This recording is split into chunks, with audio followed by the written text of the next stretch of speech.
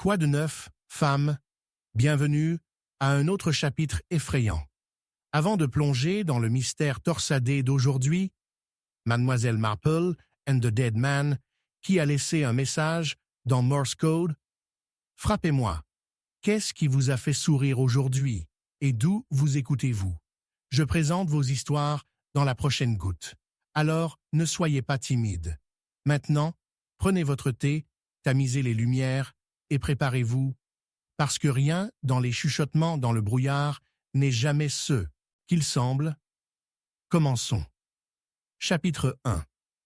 La porte verrouillée à minuit. La pluie s'est enflammée contre les grandes fenêtres de Grafton Manor avec une urgence qui a fait écho à l'agitation à l'intérieur.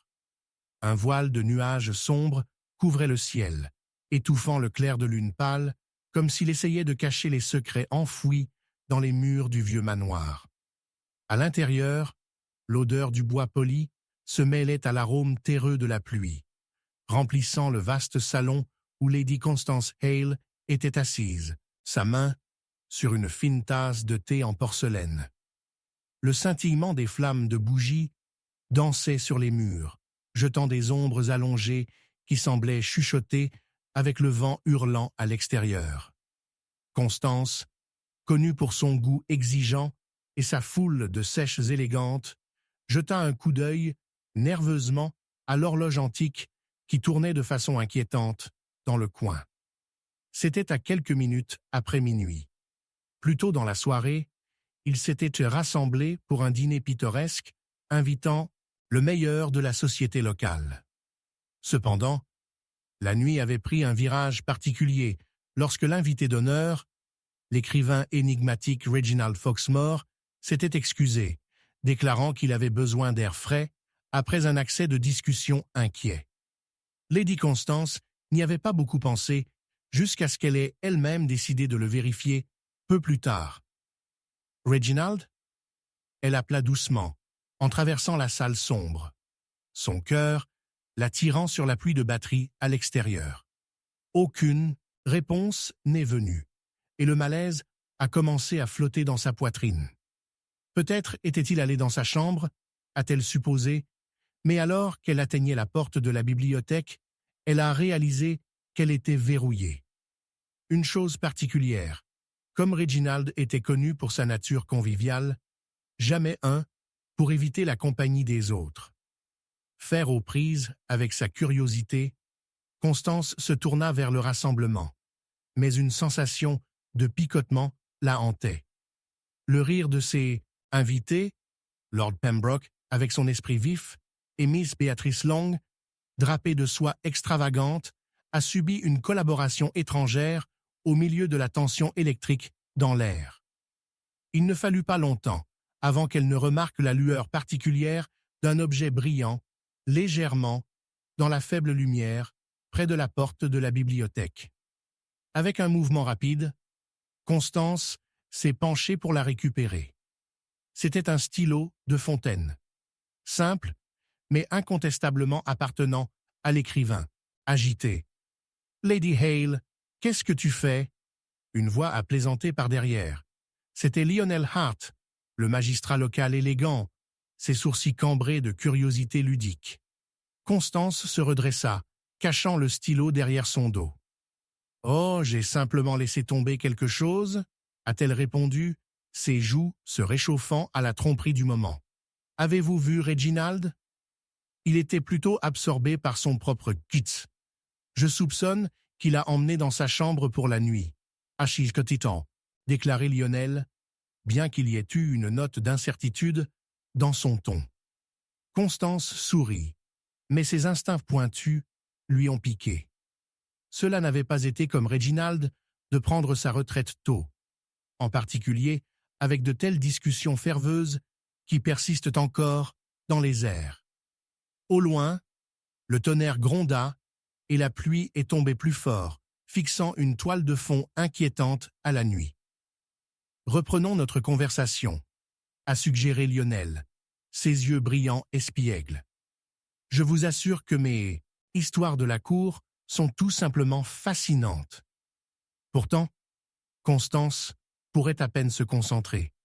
Le stylo, un morceau d'armure de Reginald, dans lequel il avait versé d'innombrables pensées et réflexions, pesait lourdement dans son esprit. Peut-être qu'un bref contrôle ne serait pas mal, murmura-t-elle, se détachant de Lionel.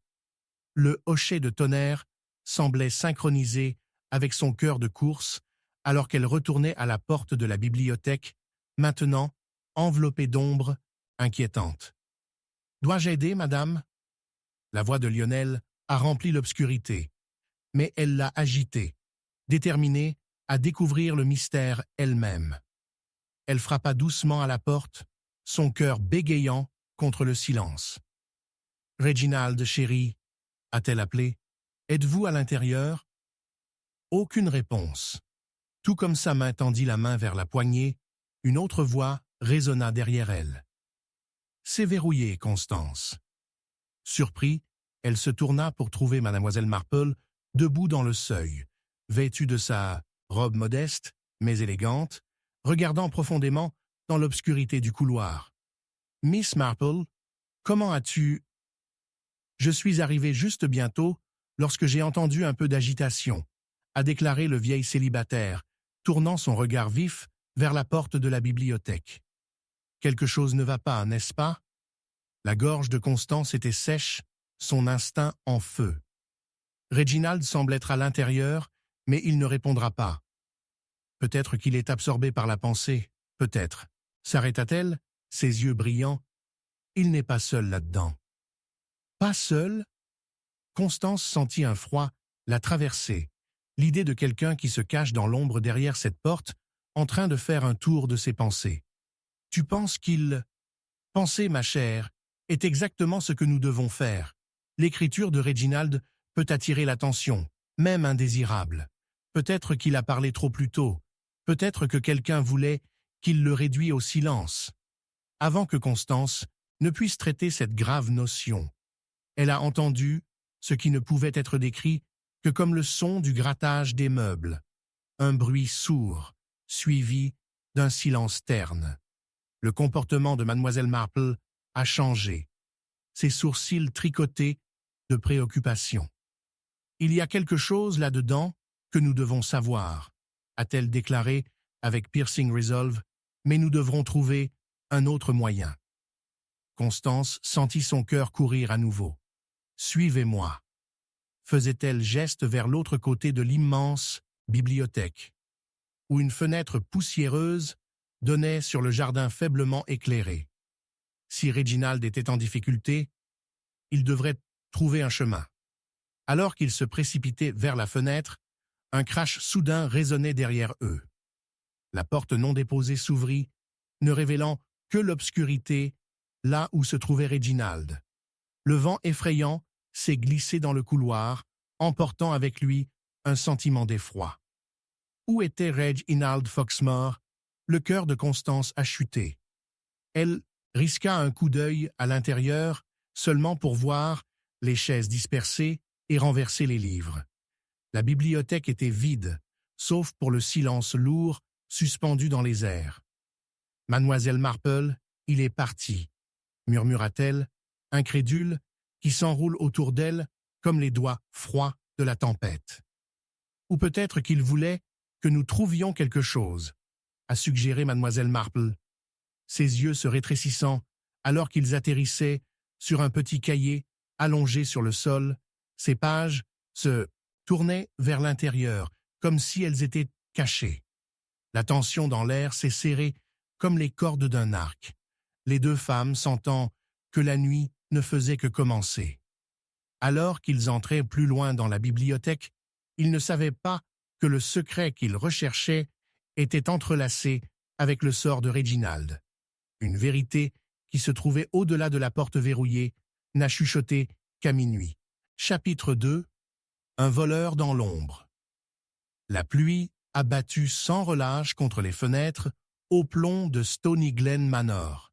Mais ce sont les sons muets de l'intérieur qui ont envoyé des frissons le long de la colonne vertébrale de mademoiselle Jane Marple, alors qu'elle était assise dans un fauteuil en peluche, tricoter les aiguilles claquant doucement dans la salle de dessin à bougies. Dans le silence, elle était consciente de quelque chose de mal, une tension qui imprégnait l'air comme la tempête à l'extérieur. Cela ne faisait pas depuis longtemps que la découverte du corps sans vie de Sir Reginald Halliwell dans la bibliothèque et les résidents du manoir vieillissant étaient toujours sous le choc. Mais il y avait un sous-jacent, tortant d'anxiété, qui a suggéré que le méfait persistant non loin derrière la tragédie. Miss Marple, le Thunder ne semble pas vous faire peur. Est venue la douce voix de Madame Mabel Cogsworth, la femme de ménage du manoir, alors qu'elle planait nerveusement par la porte. Ses yeux brillaient dans la lumière vacillante, alors qu'il s'échappe dans la pièce, comme si elle a été à moitié prévu quelque chose, ou quelqu'un, peut-être émergé de l'ombre. « Ah, mais il semble que j'ai ma propre tempête à la météo, » répondit mademoiselle Marple, ses yeux bleus scintillaient avec une gaieté connue qui démentait les événements sombres qui les entourent. « Je trouve cependant que les gens peuvent produire des signes plus révélateurs que même la tempête la plus féroce. » Juste au moment où elle parlait, un accident bruyant résonna à travers le manoir, passant à travers le motif de la pluie comme un couteau. Les deux femmes ont échangé un coup d'œil surpris avant que le son pointu d'un vase de rupture se répercute de la pièce adjacente. « Cyril !» s'exclama Mabel, se précipitant pour affronter la source du bruit, laissant mademoiselle Marple seule dans le salon. Un rapide coup d'œil à l'encre reposant au sommet du journal, lié au cuir sur la table d'appoint à proximité, a attiré son attention. Une goutte particulière d'encre noire, brillante, sur la surface lisse. Mais elle se sentait obligée d'enquêter davantage. Mademoiselle Marple a tranquillement descendu le couloir, chaque plancher grinçant un rappel de l'âge du manoir. Elle fit une pause à l'extérieur de la bibliothèque, les oreilles se tendant pour murmurer à l'intérieur. En regardant par la porte à moitié ouverte, elle a aperçu Cyril Halliwell, le cousin de Sir Reginald, apportant un mouvement de son bras sur une table, les restes brisés d'un vase étendu à ses pieds. Son front était frappé de tension, et les ombres ont joué des tours sous les lignes sillonnées de son expression. « Cyril, pour l'amour de la bonté, qu'est-ce qui vous est entré ?» Mabel gronda, sa voix teintée d'inquiétude, alors qu'elle se tenait à côté de lui. « Je le cherche, Mabel, » claqua-t-il brusquement, ses mots ponctués de désespoir. « Le vieux grand livre, il doit être ici, quelque part. » Mademoiselle Marple a fait un petit pas en arrière dans l'ombre, sa course d'esprit.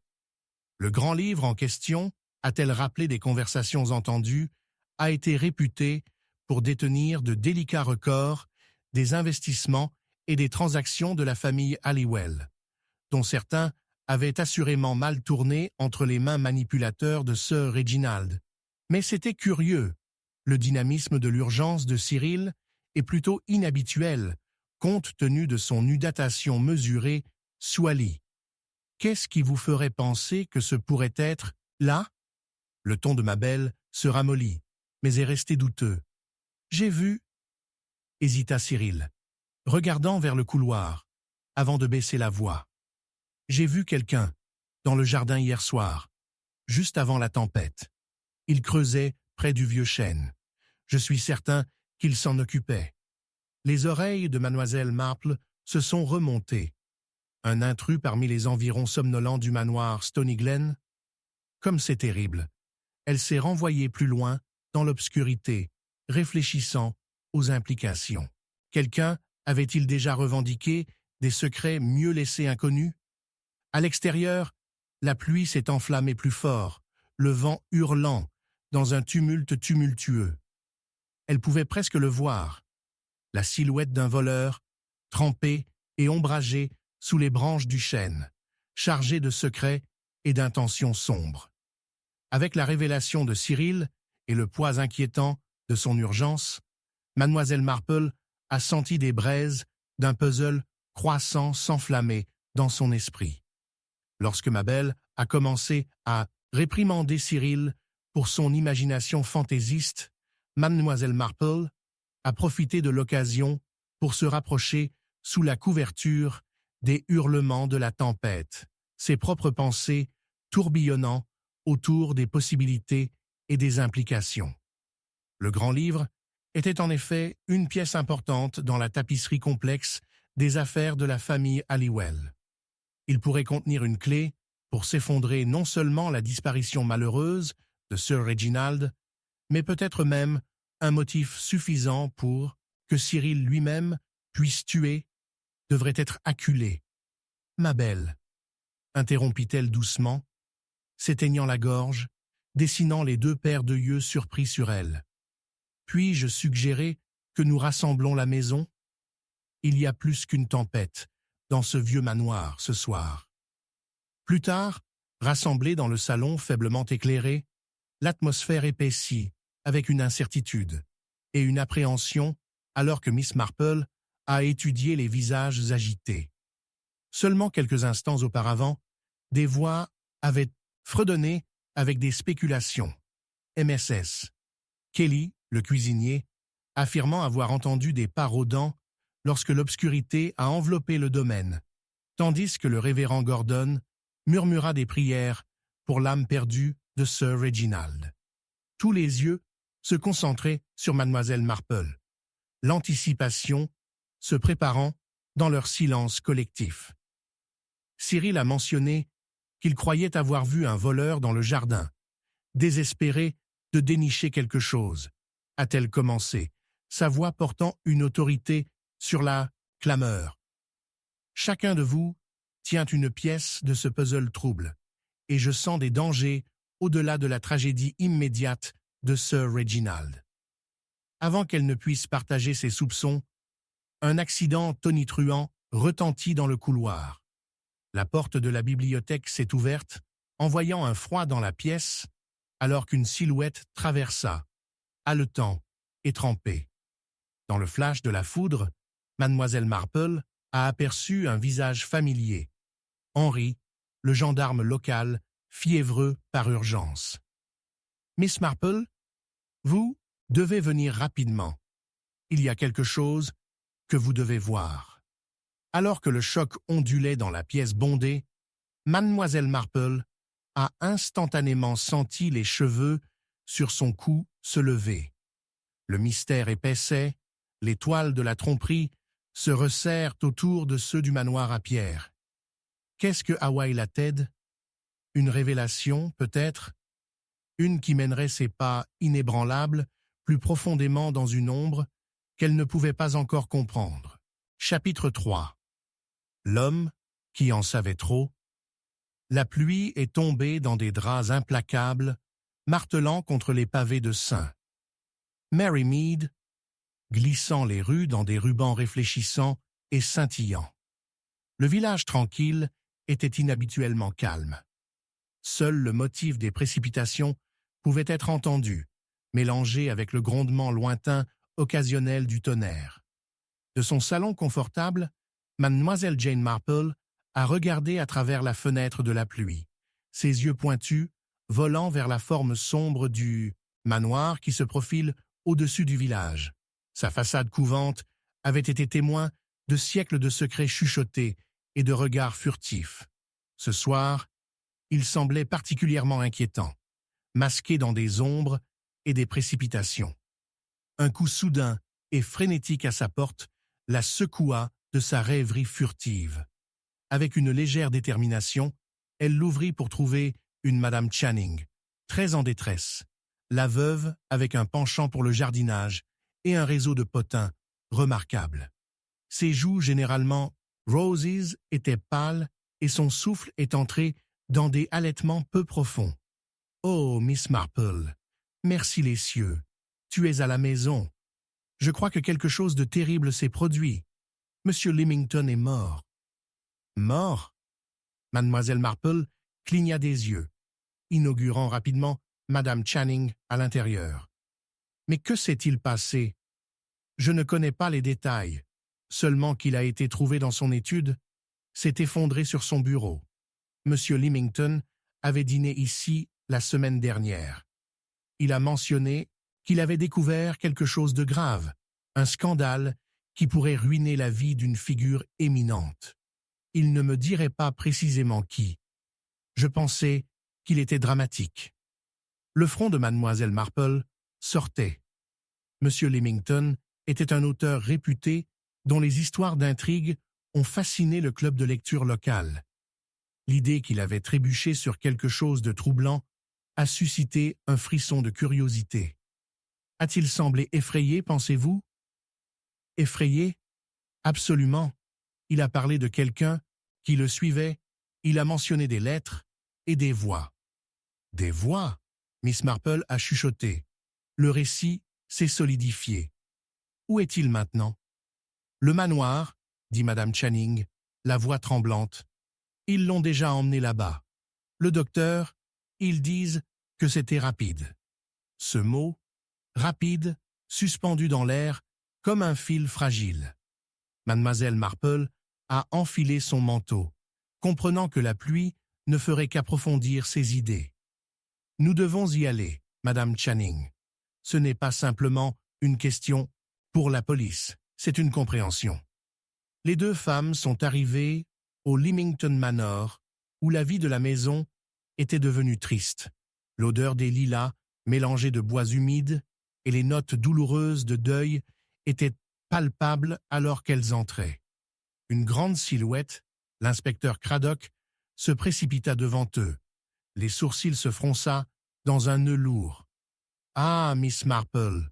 salua-t-il avec un respect fatigué. « Il semble que notre beau monsieur Leamington ait pris son congé. Il est décédé avec un manuscrit inachevé dans sa machine à écrire. Peut-être qu'il n'avait pas fini parce qu'il en savait trop. » Miss Marple a posé, sa voix stable, les yeux scannant l'étude où le corps, sans vie, ne s'était reposé il y a que peu de temps. Très probablement, a admis Craddock. Cependant, nous avons trouvé un H, lettre Asti. Leamington a mis en garde contre la trahison. Une trahison de quelqu'un de près. Il est exaspérant. C'était un homme solitaire. Qui aurait-il pu craindre? Il craignait pour sa vie, peut-être? Mademoiselle Marple a répondu, les roues de son esprit tournant. Où puis-je trouver cette lettre? Juste ici sur le bureau, marmonna Craddock, pointant avec une grimace. Après avoir trouvé le corps, la lettre a mystérieusement disparu. C'est curieux, a déclaré mademoiselle Marple, ses sourcils sortant. Quelles autres personnes étaient présentes au manoir récemment? L'inspecteur a hésité. Seul le personnel de la maison, Thomas, le majordome, et mademoiselle Dorothy, la jeune femme de chambre, étaient-ils présents pendant ces derniers jours? Il est crucial que nous les interrogeons. Il salua dramatiquement en quittant la pièce. Le poids du mystère a également renvoyé sur lui. Dans un but constant, mademoiselle Marple a examiné la pièce entourant le bureau. L'air était trempé de tension, non seulement de la tempête, mais des secrets cachés à la vue. Un plancher déformé lui a attiré l'attention. Le bruit grinçant, résonnant dans le silence, alors qu'elle les pressait. Le bois semblait extrêmement solide, à l'exception d'une piste de papier subreptice en train de faire faillite. Avec une légère précision, elle l'a lâché et a trouvé un médaillon terni niché à l'intérieur. Cela pourrait-il appartenir à une dame? Cela appartient à mademoiselle Dorothy, je suppose, haleta mademoiselle Marple. Avec le médaillon, elle pouvait voir une photo presque fanée, mais familière. Cela semblait représenter une femme frappante, aux cheveux noirs et une force pour son sourire. La porte s'ouvrit et se promenait. La personne même, mademoiselle Marple, venait de déduire. Mademoiselle Dorothy, les yeux écarquillés, rougit en remarquant le médaillon entre les mains de Miss Marple. Je pensais que je l'avais perdu, balbutia-t-elle, mais un scintillement de quelque chose. est peut-être passé, a traversé ses yeux. Le cœur de mademoiselle Marple a fait la course. La réaction de la jeune femme de chambre était révélatrice. « Vous ne l'avez peut-être pas du tout perdu, ma chère, dit-elle, doucement, en glissant le médaillon dans sa poche pour la garde. Avez-vous eu une dernière conversation avec M. Leamington avant sa mort ?» Le regard de Dorothy tomba et elle recula comme si elle se délogeait de l'atmosphère incriminante. « Je ne sais rien, » lâcha-t-elle, sa voix tremblante. Pourtant, à ce moment-là, mademoiselle Marple a observé quelque chose entre les mains tremblantes de la fille. Une légère coloration à l'encre sous ses ongles. Partant des preuves pour quelqu'un à l'emploi d'un écrivain. « Mais tu sais quelque chose, n'est-ce pas ?» Mademoiselle Marple se pressa. Sa voix est allongée avec une autorité tranquille. Alors que la pluie s'est enflammée contre les fenêtres du manoir, Dorothy avait l'air prête à s'effondrer sous la lueur curieuse dans les yeux sauvages mais sereins de Miss Marple. La tempête à l'extérieur n'était rien comparée à la tempête qui se préparait maintenant dans la pièce faiblement éclairée. « S'il vous plaît, mademoiselle Marple, commença Dorothy, mais avant qu'elle ne puisse rassembler ses pensées, une fissure de foudre illumina la pièce, suivie d'un coup assourdissant de tonnerre. Les lumières clignotent une fois, 2 fois, puis plongeaient la pièce dans une obscurité oppressive, apportant un abruti, s'arrête à leur confrontation. Dans l'obscurité, un bruit, un son qui ne faisait pas partie de la tempête a échappé du coin le plus éloigné de la pièce. Un tiroir, glissant ouvert et faible, bruissant, trahissant la présence d'une figure cachée des ombres. « Qui est là ?» cria mademoiselle Marple, son cœur battant avec le frisson de l'incertitude. Il y a eu un moment de silence avant que la tension ne se fracture avec un soudain halètement. Puis l'ombre s'est enfuie, ne laissant que l'écho d'un mystère entrelacé avec une intrigue toujours plus profonde. Et une chose était certaine. L'homme qui savait trop avait laissé un cadavre et une tempête silencieuse qui se reproduit des secrets qui ne seraient pas faciles à reposer pendant longtemps. Alors que la tempête continuait sa danse agitée à l'extérieur, la nuit a mis à nu une série de questions réparties, comme une toile enchevêtrée, et mademoiselle Marple était déterminée à la démêler. Chapitre 4. La volonté qui n'a jamais été signée. La pluie est tombée dans des draps implacables dans les rues pavées de St. Marymead, des flaques d'eau se formant dans les sentiers inégaux, reflétant les feux de lampes brillantes avec un miroitement étrange.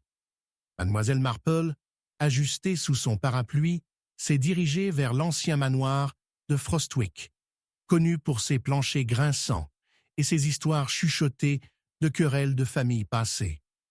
La nuit était lourde, avec l'odeur de la terre humide et des fleurs sauvages, et la proximité des révélations imminentes a fait que le cœur battait. Alors qu'elle atteignit l'entrée, un coup soudain de tonnerre résonnait de façon inquiétante, remplissant l'air d'une inquiétude statique. Elle hésita, sa main reposant sur la porte en fer forgé qui a longtemps connu des jours meilleurs.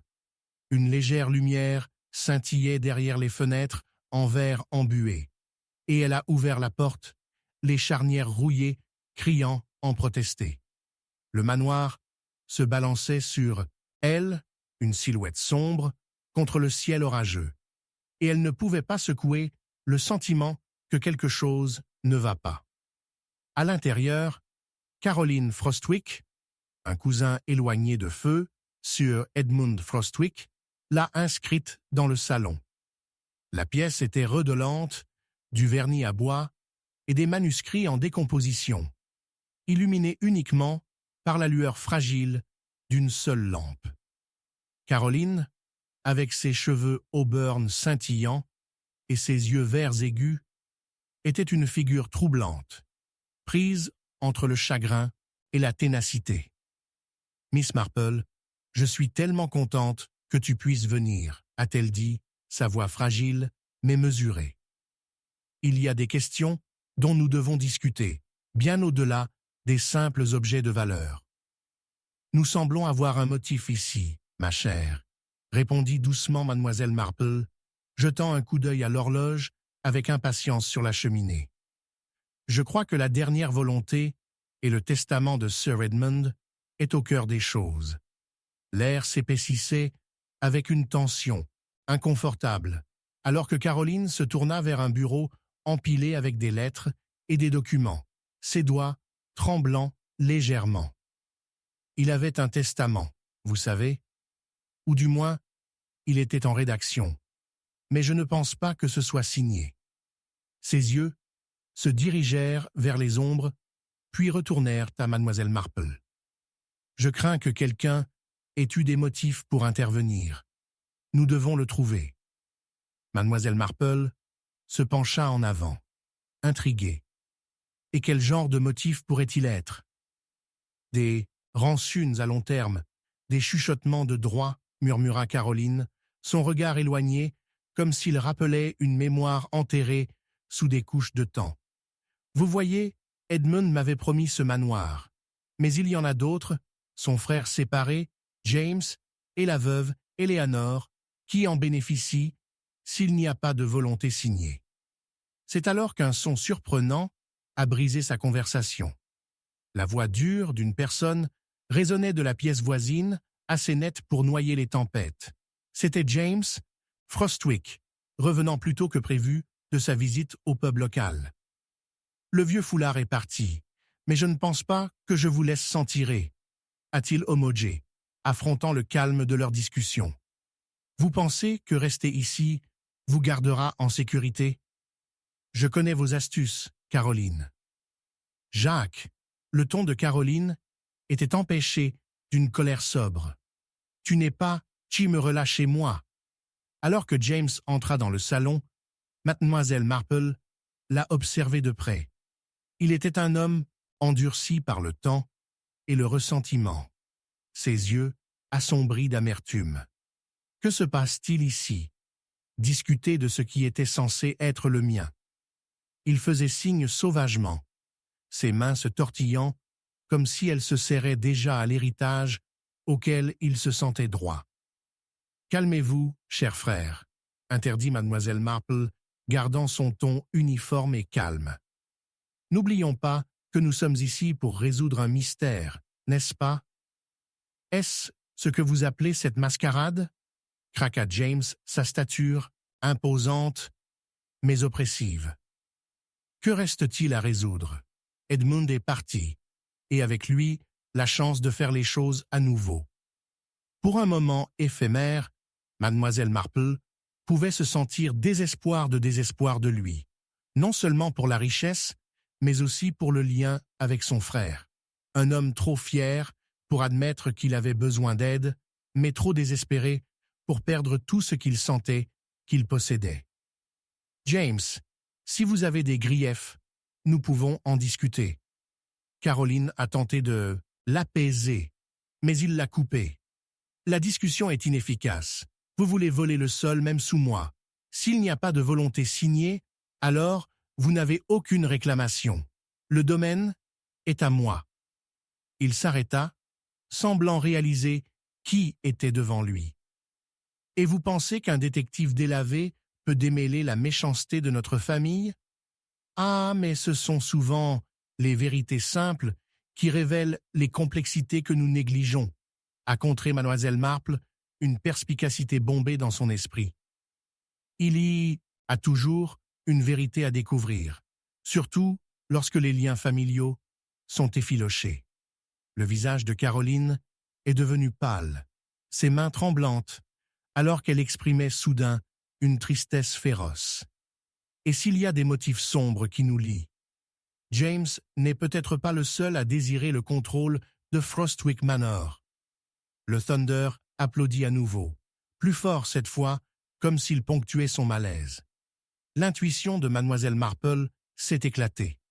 Un document caché, un testament qui n'a jamais été signé, un fil qui pourrait démêler toute la tapisserie de la tromperie qui se gisaient sur eux. Les ombres chuchotaient des secrets et son cœur battait la course en scannant les lettres éparpillées sur le bureau. « J'ai besoin de voir la dernière correspondance de Sir Edmund », a-t-elle déclaré, sa voix stable mais portant l'urgence. Il peut y avoir des restes de ce qu'il voulait, des mots qui ne restaient pas enregistrés mais pas non dits. Soudain, les terrains secouaient alors qu'un autre applaudissement tonitruant secoua par la fenêtre, et Mademoiselle Marple se tourna brusquement vers la porte au son de pas effrénés résonnant à travers le couloir. En un instant, les yeux d'émeraude de Caroline s'écarquillèrent, la panique affligeant à son expression. « Quelqu'un vient !» Avant que Mademoiselle Marple ne puisse réagir ou s'enquérir plus loin, la porte s'ouvre, révélant une silhouette pâle, une femme de chambre, son visage un masque cendré de peur. « Miss, la bibliothèque, il a été saccagé, tout est parti. » Le vent a crié à travers les mailles du manoir, et Mademoiselle Marple a senti chaque nerf de son picotement d'anticipation. Dans son esprit, des pièces ont commencé à se connecter, les moments forts des motifs humains se déroulant comme une clone puzzle estime. « Rapide maintenant !» ordonna-t-elle, son cœur battant contre sa poitrine.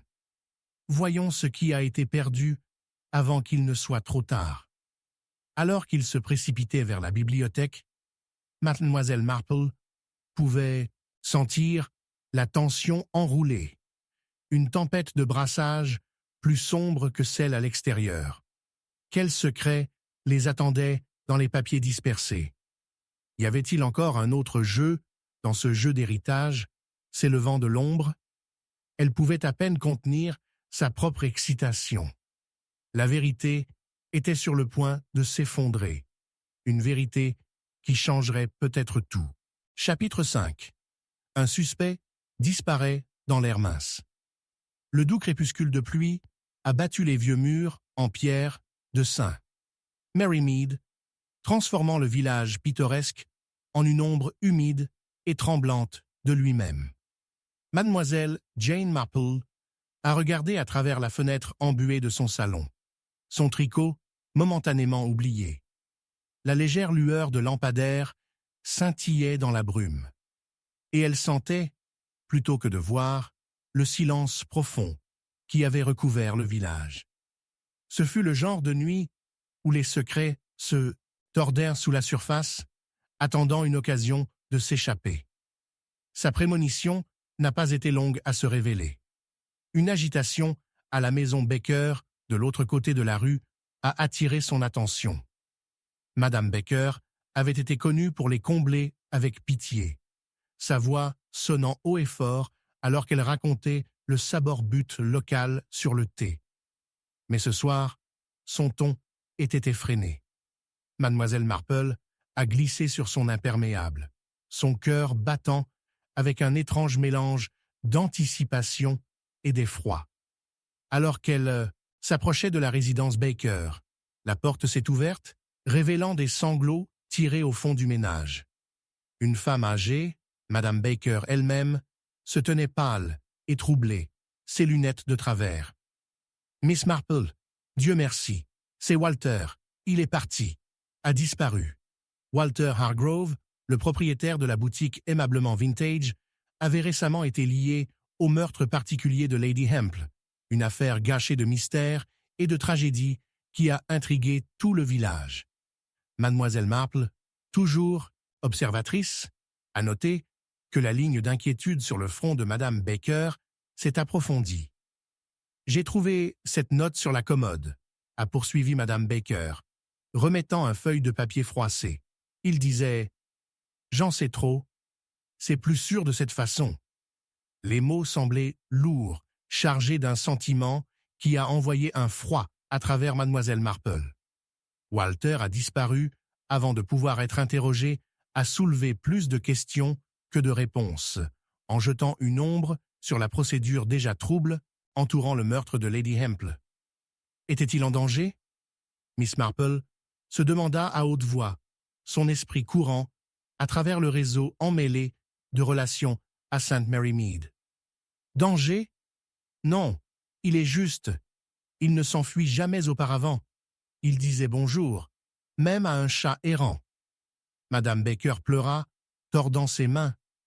Il a toujours cherché le village. Un sentiment d'urgence a saisi mademoiselle Marple. Madame Baker, je dois parler au partenaire commercial de Monsieur Hargrove dès que possible. Où pourrait-il être?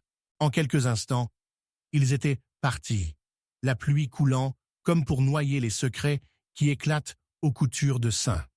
Mary Mead. Ils sont arrivés dans les antiquités vintage de Hargrove et Barnes. Un établissement pittoresque avec ses comptoirs en chêne foncé et sa collection éclectique d'articles qui devrait tenir les chuchotements du temps. Alors qu'ils entraient, la sonnette de la porte, interrompue uniquement par le son d'une figure découragée, se blottit derrière le comptoir. Cécile. Barnes, le partenaire de Walter. Cécile, mon cher homme. Mademoiselle Marple a commencé par une douce assurance. Nous avons besoin de votre aide. Walter a disparu. Walter, j'ai disparu? La voix de Barnes se fissure. Sa pâleur ne s'est intensifiée que par l'éclairage sombre qui à peine, heure chacun, a fait son visage pâle. Il se pencha fortement contre le comptoir, son comportement sans décalage. Je soupçonnais que quelque chose avait mal tourné, mais je pensais qu'il pourrait être tergiversant. Il a pris toutes les précautions depuis la mort de Lady Hemple, et je pensais qu'il réagissait de manière excessive. Contrôle de manière excessive comment? Mademoiselle Marple a pressé, sentant l'hésitation sous sa douleur. A-t-il mentionné quelque chose concernant la nuit de son meurtre? Barnes secoua, ses doigts traçant le grain d'une table en bois comme s'il cherchait une évasion. Seulement, qu'il avait découvert quelque chose qui pourrait avoir des conséquences. Il craignait pour sa vie, mais je lui ai assuré.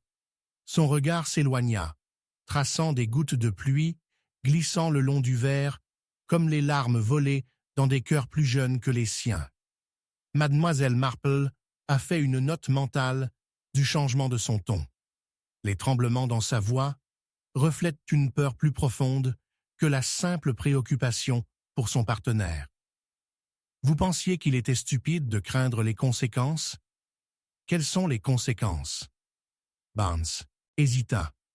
Les questions de dossiers commerciaux, les réunions de fin de soirée, les personnes qui échangent des chuchotements. Les vagues références se sont tordues dans l'esprit de Miss Marple, enveloppant des possibilités usées dans le temps. Des individus? Qui pourraient-ils être? Dites-moi. Je sais à peine les collectionneurs privés, noms étranges, camarades imprévisibles. S'exclama-t-il, les murs se restituant vers l'intérieur alors qu'il cracha les mots. Un certain Monsieur Ling avait visité beaucoup trop souvent pendant les derniers jours. Je craignais qu'il puisse être enchevêtré. Emmêlé, a fait écho mademoiselle Marple, la philosophie drapant ses pensées comme la brume à l'extérieur. Est-il possible que Walter s'enfuit pour chercher refuge à ces personnes? Y était occupé à cataloguer. Je n'ai pas beaucoup réfléchi à ses habitudes de fin de soirée. Balbutia Barnes, sa façade craquant sous contrôle. Alors qu'elle absorbait les pièces de ce puzzle dérangeant, un coup pointu résonnait dans la boutique sombre. Quelques instants plus tard, la cloche se tordit à nouveau. Mais cette fois, c'était une silhouette grande et imposante qui est entrée, la pluie traînant derrière lui comme des ombres. Berceau de l'inspecteur détective.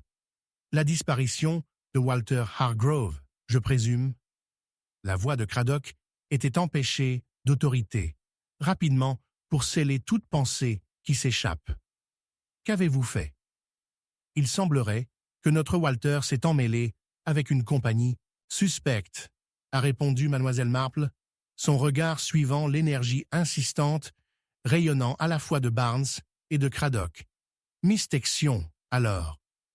Craddock a renvoyé le regard, les sourcils levés. Très non Hargrove, une disparition cachant quelque chose de plus profond. Le tonnerre gronda de façon inquiétante à l'extérieur, alors que les pensées de Miss Marple se sont éloignées du mystère captivant. Si Walter avait disparu, alors il avait pris avec lui toutes les connaissances qui pourraient démêler le meurtre de Lady Hemple, et le sombre web de secrets se sont rabattelés avec chaque goutte de pluie qui a rencontré la terre. Avec le scepticisme de Craddock, Mademoiselle Marple s'est préparée à ces déductions imminentes. Elle ne pouvait pas secouer le sentiment que sous tous les misdits, la resection pose une réponse non découverte. Et, alors que la tempête faisait rage à l'extérieur, un nouvel indice s'était fait surface, scintillant dans la récréation sombre de son esprit, tenant la promesse de la conduire au cœur du mystère.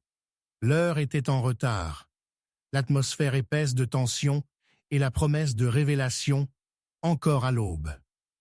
Alors qu'elle prit une profonde inspiration, Mademoiselle Marple a ressenti une certitude incontournable que l'affaire était loin d'être résolue.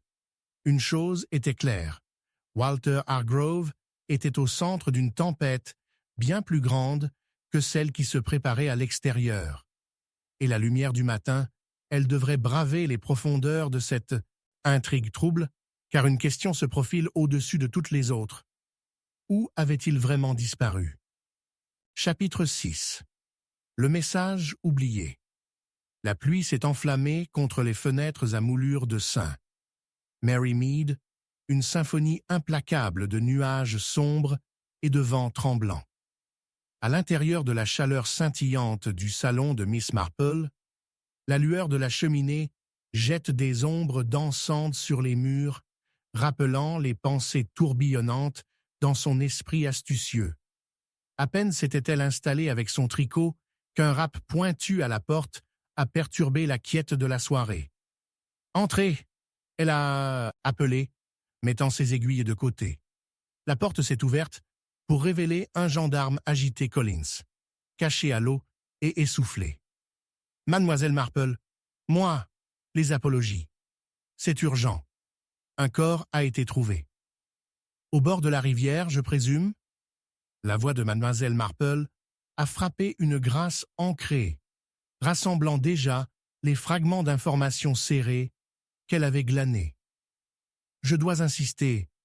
Tu ne devrais pas y aller. Vous devez savoir maintenant, gendarme, que mon aide est assez inestimable dans ces questions, a-t-elle répondu fermement, mais avec gentillesse. Ses yeux gris brillants avec la perspective d'intrigue. Elle a enfilé son manteau imperméable, une relique de ses jours plus aventureux, et l'a suivi dans la nuit amère. Ils ont traversé le chemin chargé de la pluie vers la rive, où la lune a jeté des réflexions fantomatiques sur l'eau.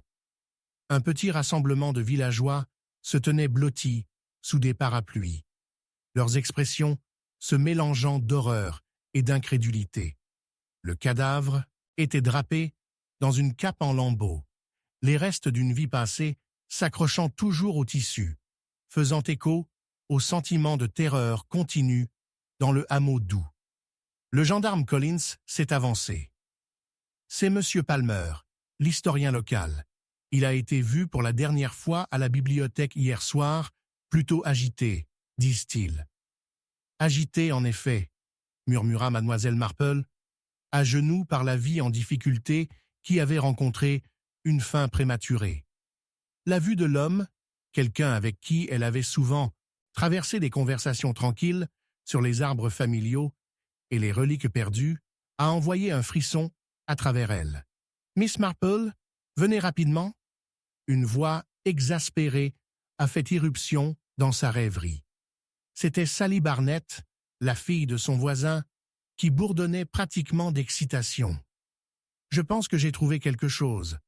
À la maison de Monsieur Palmer. » L'urgence dans les mots de Sally tira sur la curiosité de Mademoiselle Marple, et avec un bref hochement de tête au constable Collins, ils se sont précipités au village, la tempête faisant écho à leurs pensées frénétiques.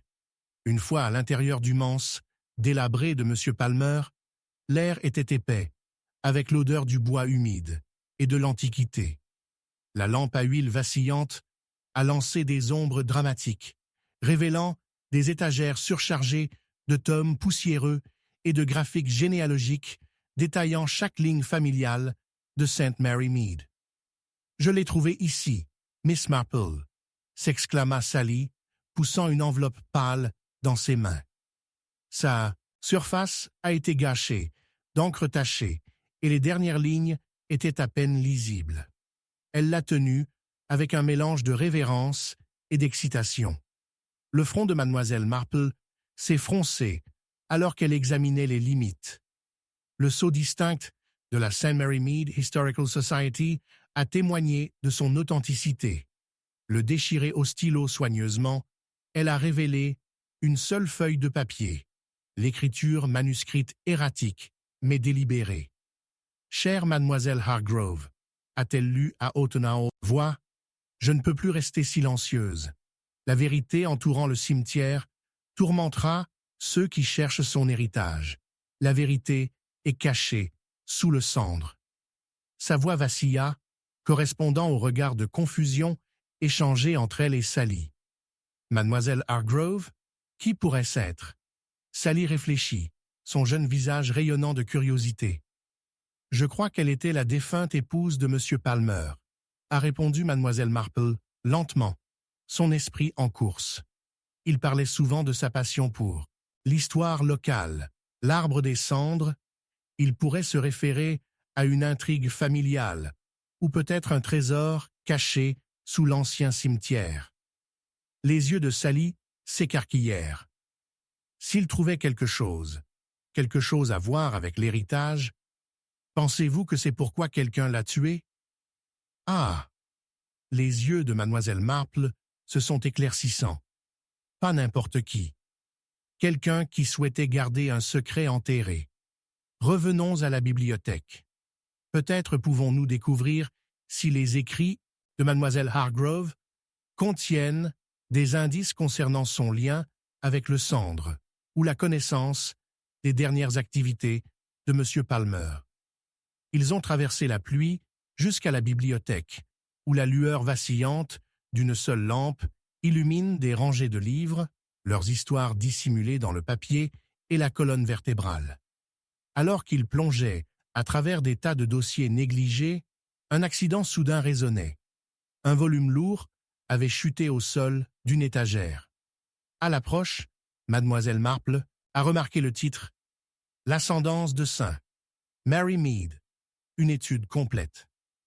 Intriguée, elle l'a balayé, remarquant une tache sur les pages qui ressemblait à un motif étrange.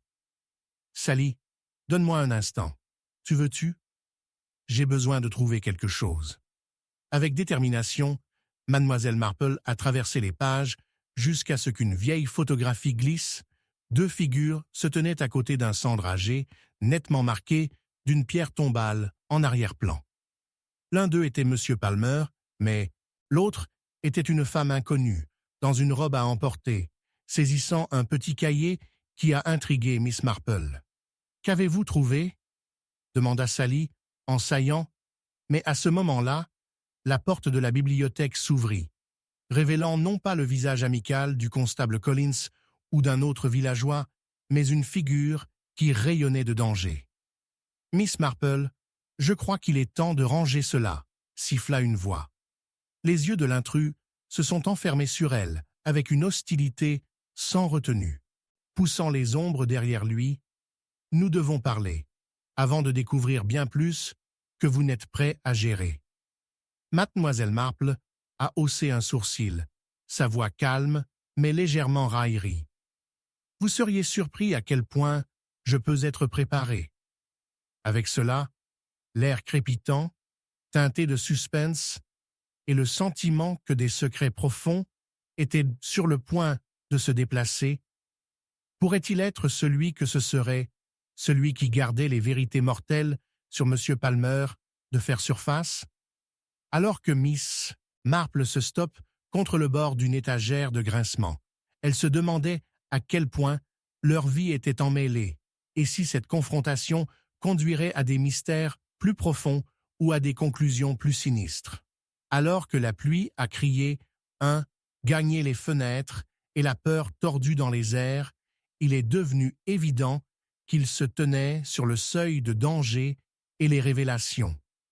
Ce qui était enterré sous le cendre ne faisait que commencer à chuchoter. Et pourtant, Mademoiselle Marple pouvait sentir que la tempête était loin d'être culminante, la véritable intrigue commençant tout juste à se dérouler. Chapitre 7. Un murmure des morts. La forte pluie a glissé les pierres anciennes de Brackenbury Manor, une symphonie implacable qui correspondait à l'angoisse de ses habitants. À l'intérieur, l'atmosphère était épaisse de tension.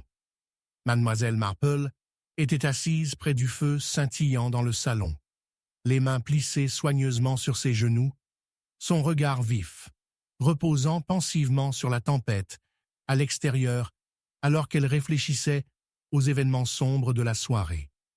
Le rassemblement n'était pas la gaieté généralement attendue dans un domaine de campagne. Au lieu de cela, il était devenu quelque chose de plus sombre, la gueule de bois avec le spectre du meurtre. Il y a quelques instants, Lady Béatrice Maltravers avait crié de la bibliothèque, sa voix tranchant à travers la pluie battante comme un couteau. « Ça ne peut pas être, ça ne peut tout simplement pas être. » Là, parmi les tomes liés au cuir et l'odeur du vieux parchemin, posent les restes, en décomposition, d'un célèbre manuscrit du XVIIe siècle. Mais ce n'est pas le gâchis de l'histoire qui a envoyé Lady Béatrice dans l'hystérie. C'était la découverte d'un mouchoir ensanglanté, niché dans ses pages, portant les initiales J.S.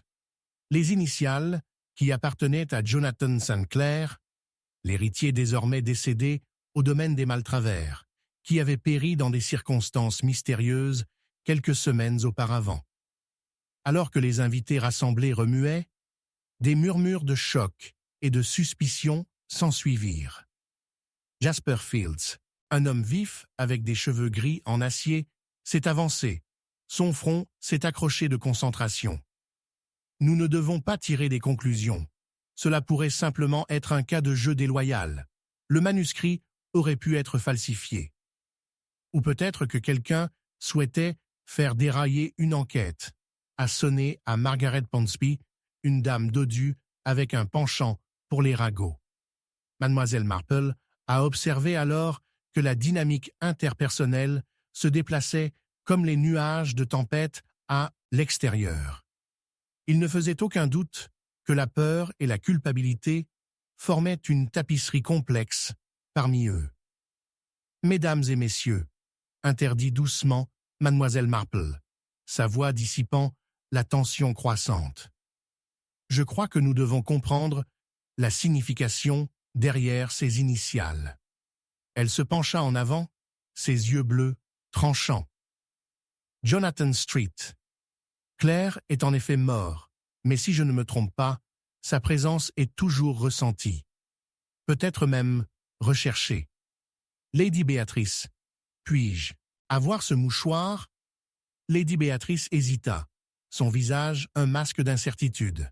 « Mais, Mademoiselle Marple, pour plonger plus loin, ne pensez-vous pas que cela pourrait susciter plus de problèmes? » « Ah, mais j'ai peur que les ennuis se soient déjà mis à l'aise, » a répondu Miss Marple fermement. Elle a offert sa main, et avec réticence, la dame a rendu le petit article. Mademoiselle Marple l'a tenu délicatement, examinant le travail. Coussage intéressant, songea-t-elle, le retournant pour inspecter les détails.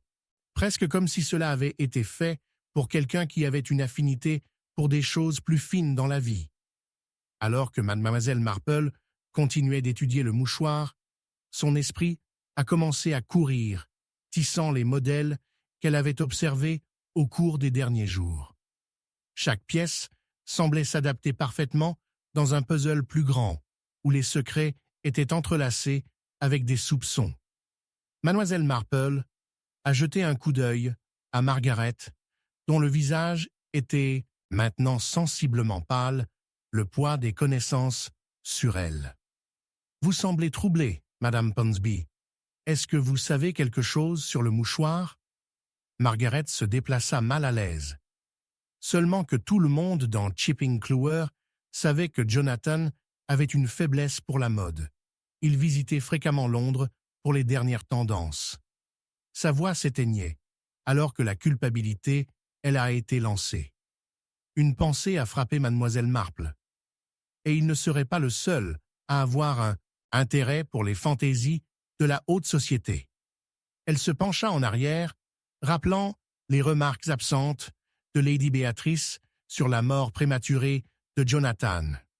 Un accident, ils ont tous dit, mais les points de vue dispersés ont révélé des fractures dans le récit.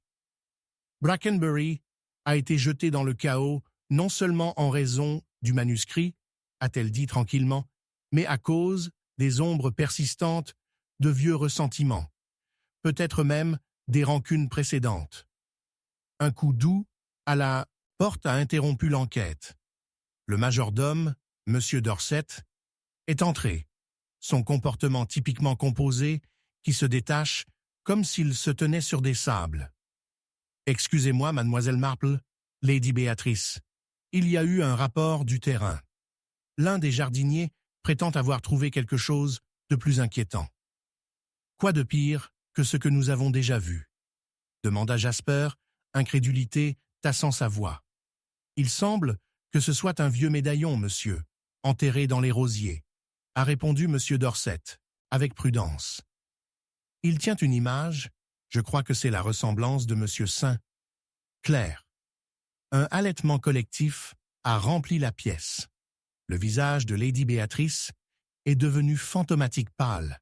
« Ça ne peut pas être. Ce médaillon appartenait à ma défunte sœur. Comment pourrait-il être là? Alors peut-être que votre sœur avait des affaires inachevées avec Jonathan, a suggéré Marple, notant le resserrement de la bouche de Lady Béatrice, le flash de l'inconfort dans ses yeux. La tension, dans la pièce, s'épaissit comme un brouillard lourd, dissimulant plus qu'il ne l'a révélé. En effet, a poursuivi mademoiselle Marple, il y a un fil reliant le passé au présent.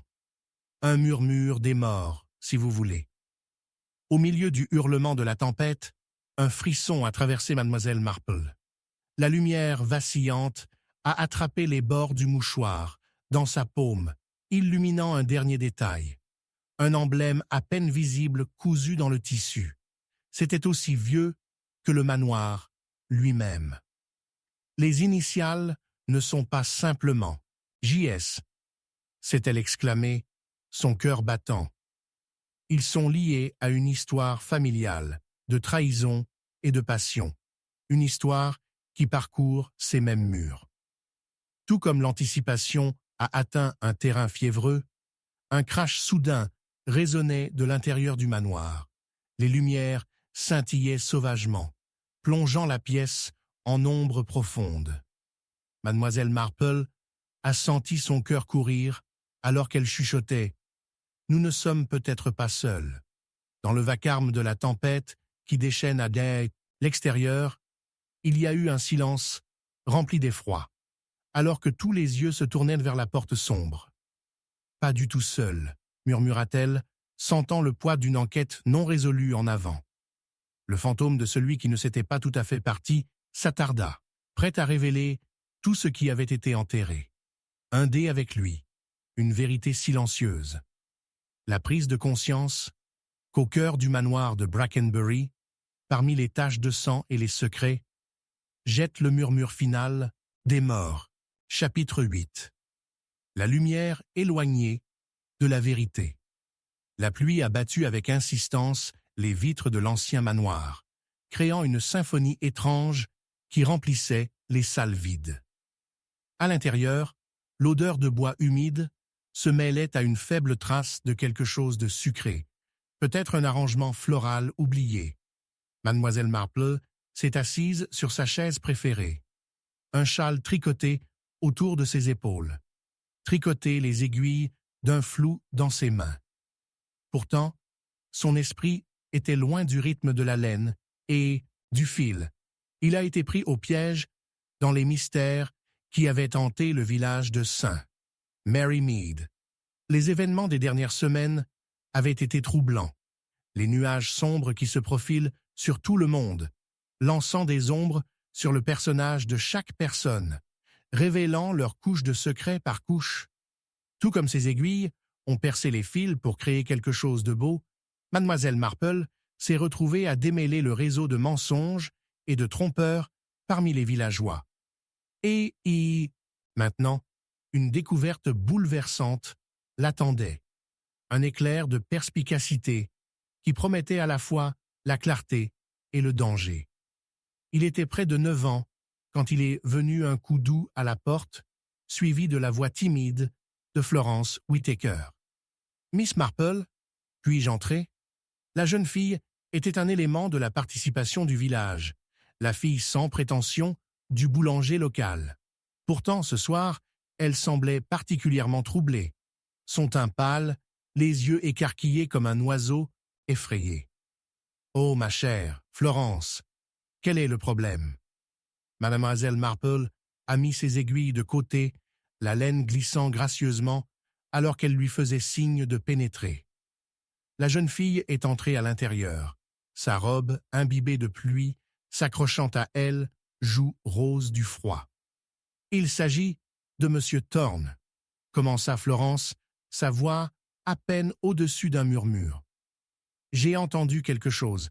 La dame du salon a dit... » hésita-t-elle, jetant un coup d'œil comme si les murs même avaient des oreilles.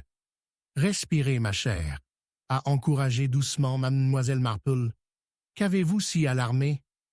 Florence a enrôlé les mains, trahissant son agitation. « J'aidais Madame Thorne avec le thé quand un homme est arrivé. Un homme sensuel, vêtu de fourrure, et la façon dont il parlait à Madame Thorne, c'était comme s'ils se connaissaient assez intimement. » Les mots se précipitèrent, l'urgence peignant son ton. Et puis, M. Thorne est entré. Il ne semblait rien remarquer, mais plus tard, Madame Thorne, elle, avait l'air si effrayée. Les pensées de Mademoiselle Marple ont couru, rassemblant les fragments. Jonathan Thorne, l'avocat local, n'avait rien fait du comportement mystérieux de sa femme après sa dernière soirée, mais un homme en fourrure susciterait les soupçons, en particulier avec une crise conjugale qui se profile au-dessus de leur tête. Pourtant, les fils d'effroi ont commencé à se tisser en un motif, et le calètre de la pluie est devenu une cacophonie tumultueuse. « Oui, oui, » exhorta doucement Mademoiselle Marple. « Qu'avez-vous entendu d'autre ?» Florence a hésité avant de continuer. « Je ne pouvais pas tout faire, mais elle a mentionné quelque chose à propos d'une lettre. Une lettre qui pourrait les ruiner. » « Une lettre ?» Le cœur de Mademoiselle Marple s'est accéléré. Il semblait qu'il ne regardait pas seulement une indiscrétion conjugale. Il y avait une menace cachée, une ruine financière, peut-être, ou quelque chose de plus dangereux. Elle pouvait dire par le scintillement des yeux de Florence qu'il y avait plus qu'elle n'avait pas encore dévoilé. Oui, une lettre, mais alors M. Thorne est revenu, criant. La voix de Florence trembla. Il était en colère et Elle se ferme la bouche, trouva du mal à parler des choses inaptes aux oreilles non imprégnées d'obscurité. « Continuez, ma chère. Que s'est-il passé ensuite ?» Florence prit une profonde inspiration. Il a exigé de connaître l'homme. Je l'ai entendu dire, « Vous devez disposer de la lettre avant que cela ne m'emporte. Trouvez-le, Margaret. » Margaret, la maîtresse du manoir, Miss Marple a pressé, les pièces glissant inexorablement en place. « Et qu'en est-il de cet homme? Avez-vous attrapé son nom ?» Florence se mordit la lèvre, puis secoua la tête. « Non, mais je pense qu'il a été impliqué dans la compagnie maritime qui est venue en ville. Maintenant, ils disent qu'il a de nouveau été repéré dans le village. » « Très intéressante, murmura mademoiselle Marple, le tricot oublié alors qu'elle commençait à organiser ses pensées. Ses doigts tremblaient sous son menton. Florence, soyez prudent la prochaine fois que vous serez près de la maison Thorne. Et si vous entendez autre chose, je veux que vous veniez à moi tout de suite. Bien sûr, mademoiselle Marple. Mais alors même qu'elle parlait, mademoiselle Marple pouvait voir la naïveté s'installer dans ses yeux, le péril résonnant plus fort que la pluie. Plus tard dans la même soirée, mademoiselle Marple s'est projetée dans les rues pavées, la lueur luminescente de Nassantatine, lampadaire scintillant à travers le rideau de la pluie. Elle se dirigea vers le manoir Thorne, l'atmosphère lourde de la nuit, suspendue comme un voile épais. Les ombres ont dansé dans la lumière vacillante, comme si elles étaient vivantes, avec des secrets. Juste avant de tourner le coin, sur le chemin du domaine, elle a aperçu une lumière inhabituelle, très insidieuse, brisant les arbres. Lentement, elle s'approcha, consciente de son propre rythme cardiaque, stabilisant à chaque étape. Une fenêtre, partiellement fissurée, levant sa main, mademoiselle Marple se pencha plus près, son souffle à peine un murmure contre le froid. La pièce au-delà était faiblement éclairée, une silhouette ombragée dans le coin lointain, chuchotant à une autre. « Ils ne peuvent pas savoir. » Elle a attrapé la queue d'une phrase qui a caillé son sang. « Oui, la lettre doit rester enterrée. C'est notre seul espoir. » Mademoiselle Marple se retira rapidement, la panique gonflant, alors qu'elle reconnaissait les voix, le chuchotement captivant de Madame Thorne et le baryton confiant d'un homme inconnu. Les pièces ont commencé à tomber plus vite maintenant, inondant son esprit, mais entourées de mystère.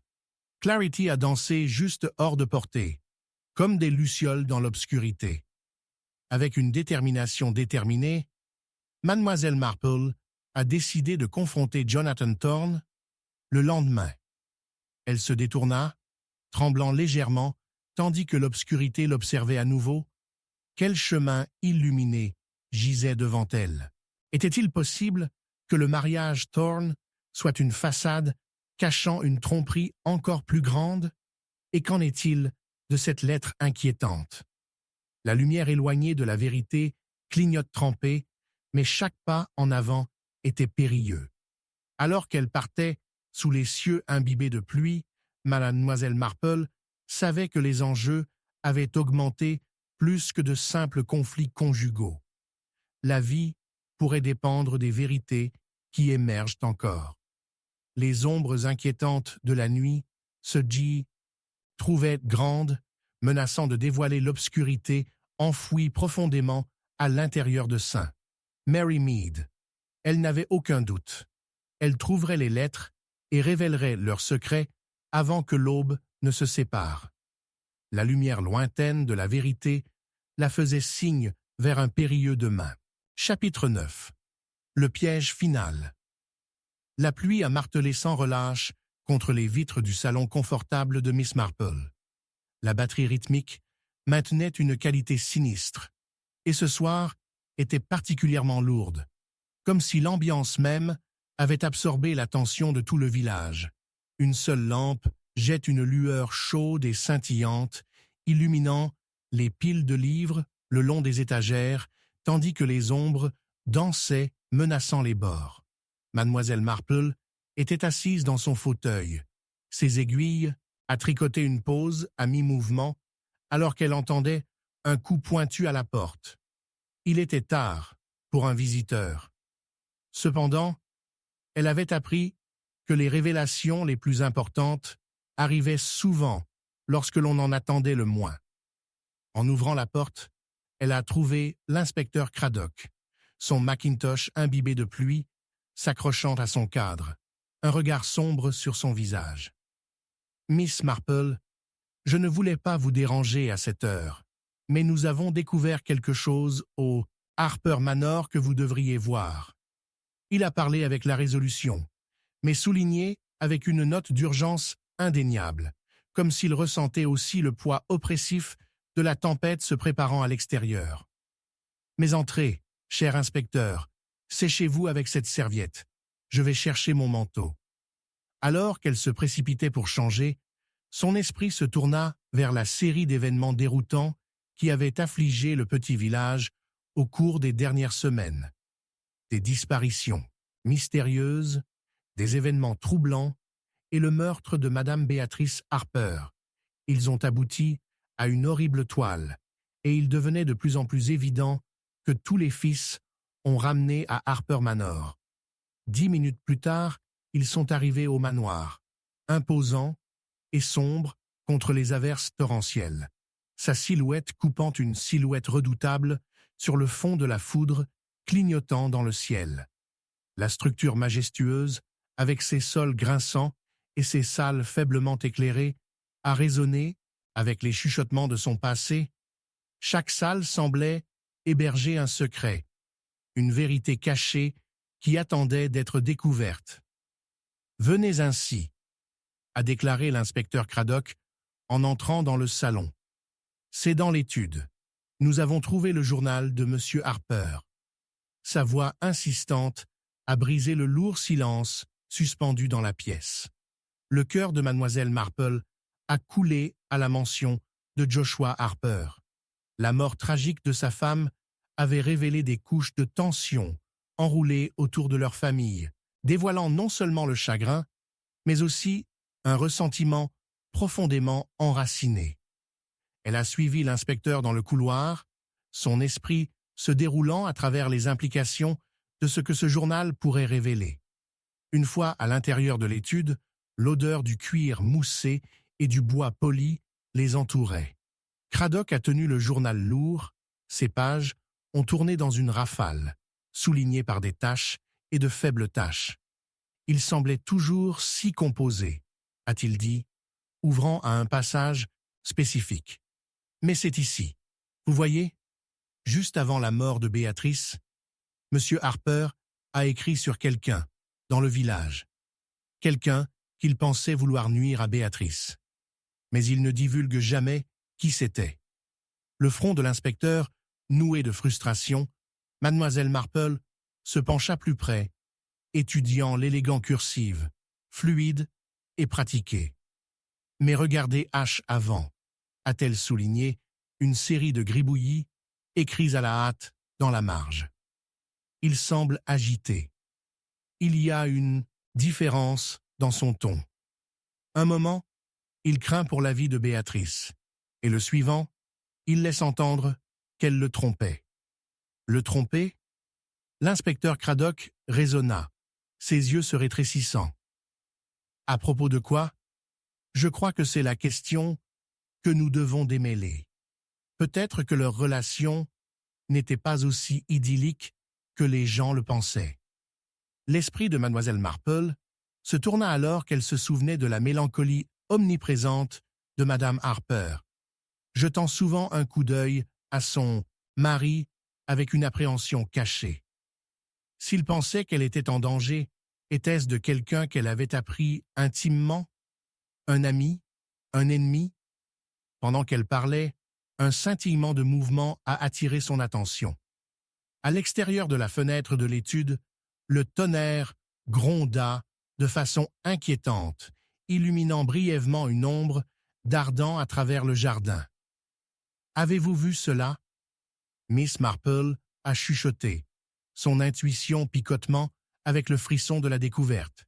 « Quelqu'un est là-bas. » L'inspecteur Craddock se déplaça rapidement vers la fenêtre, regardant dans les averses. « Ce pourrait être n'importe qui, » marmonna-t-il, revenant au journal. « Nous devons rester concentrés sur cela. »« Je dois insister, inspecteur. Nous ne pouvons pas ignorer un suspect possible qui se cache. » Mademoiselle Marple a fermement intervenu. Elle avait appris au fil des ans que le danger se cachait souvent le plus près de chez lui. Se précipitant de l'étude, ils ont traversé le couloir sombre, le silence oppressif brisé uniquement par le chuchotement bas de la tempête. Ils se sont dirigés vers l'arrière de la maison où Mademoiselle Marple avait vu la silhouette. Le jardin, trempé et sombre, déplié devant eux comme un véritable labyrinthe d'ombres effrayantes. Soudain, le cri d'une branche qui claquait a envoyé une secousse à travers Mademoiselle Marple. « Rapidement, nous devons enquêter », a-t-elle exhorté, son cœur battant contre sa cage thoracique. Dépôt de la prudence, ils se sont aventurés dans la nuit tumultueuse. Le vent hurla et la pluie a piqué leur visage, mais la détermination de Mademoiselle Marple l'a propulsée en avant. Dans une section envahie du jardin, son pied a frappé quelque chose de dur et de métal. Elle se pencha, ses doigts gantés à travers la terre boue, jusqu'à ce qu'elle déniche un petit médaillon en laiton. Il brillait dans la maigre lumière, et en l'ouvrant, Mademoiselle Marple a révélé un portrait miniature de Béatrice, souriant, aux côtés de ce qui semblait être une gravure, un symbole méconnaissable. « Inspecteur !» Miss Marple a appelé, étonnée. Mais lorsque Cradock se précipita à ses côtés, le médaillon se glissa de ses doigts, tirant de façon inquiétante contre les pierres sous leurs pieds avant de rouler dans l'obscurité. Un rire faible et inquiétant résonna à travers le vent, et en se tournant sous le choc, ils ont réalisé qu'ils n'étaient pas seuls. « Arrêt !» Cradock a crié dans la nuit, mais tandis que la silhouette s'échappait, le tonnerre applaudit, noyant sa voix. Avec des cœurs de course, ils se sont regardés, la réalisation se rendant comme les premiers rayons de la lumière du soleil perçant la tempête. Ils étaient tombés sur quelque chose de beaucoup plus grand, une toile de mensonge qui ne faisait pas partie de Béatrice, mais beaucoup de Liv et dans le village. Alors que la pluie tombait plus fort, l'esprit de Mademoiselle Marple a tourné avec les interconnexions. Plus d'une personne avait quelque chose à gagner, et maintenant, elles étaient sur le point de dévoiler la vérité. La nuit a avalé des ombres, mais Mademoiselle Marple savait qu'elles étaient sur le point de déterminer une autre vérité. Un seuil qui pourrait les amener à comprendre qui avait vraiment un coup de main dans la disparition de Béatrice. Alors que la tempête faisait rage, la véritable lutte pour la révélation a commencé. Chapitre 10. La vérité enfouie dans le jardin. La pluie battait régulièrement contre les vitres du salon confortable de Miss Marple, chaque gouttelette ponctuant le silence avec une insistance presque inquiétante. À l'extérieur, le village de St. Mary Mead portait un linceul de brouillard, transformant des chemins familiers en sentiers sombres et inconnus. Ce fut le genre de nuit qui a fait que les cœurs et l'imagination coulent une émeute. Mais pour Miss Marple, cette tempête avait une signification différente, qui résonnait avec les mystères qui ont commencé à se déplacer depuis la disparition tragique de Lord Hargrove la semaine dernière. Le coup doux de la chute de gouttes de pluie a été interrompu par un coup pointu à la porte. Mademoiselle Marple leva les yeux de son tricot, jetant un coup d'œil à l'horloge qui a sonné l'heure. 1 heure. Qui pourrait-il être à cette misérable heure? À sa grande surprise, c'était M. Gerald Hargrove, le cousin de Lord Hargrove. Une silhouette, pâle se silhouette, contre la sombre lueur de la lumière du couloir. « Miss Marple, je suis venu supporter votre aide », balbutia-t-il, légèrement haletant, peut-être de sa promenade précipitée de Hargrove Manor, juste en bas de la route.